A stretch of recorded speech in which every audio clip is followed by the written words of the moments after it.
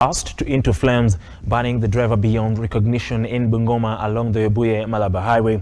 As our reporter Faith Bonareri now reports, a cyclist escaped death by a whisker after he was shoved to the side of the road by the swerving truck. A long-distance truck driver lost his life after his truck carrying petrol lost control and burst into flames at Sikata along Webuye Malaba highway. In the incident, a cyclist was hit as the trailer was rolling, but he survived narrowly. Kanipitako tu kidogo na nikaiona hiyo Nisa nikapinduka pia. Kuangalia mbele naona hii trailer sasa imeanza kupringika. Na mimi kwa ajili ya bicycle pia mimi nikiangua mtaroni nikaanza kupringika kidogo. Ikakata waya ya stima, nikaanguka karibu na waya ya stima. Hata nilikuwa nafikiri waya ya stima ndio inanichapa mimi. Lakini tena nikapringika. Kuamuka tu hivi.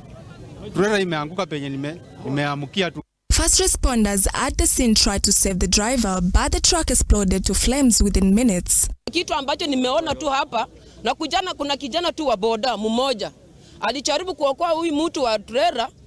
Shida tu yenye alifanya hata angetoka mzima, alikuwa amefunga belt na akashindwa kufungua. Akachukua sweta, tumeangalia tu akachifunika kwa uso.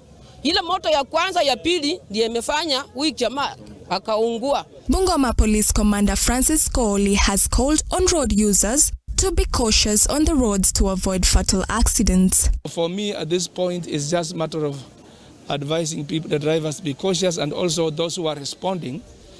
At times there are incidents where we can respond, all of us, in terms of going to put the fire off. But in such circumstances, it is dangerous because it is carrying inflammable material where we'll be exposing many Kenyans to risk.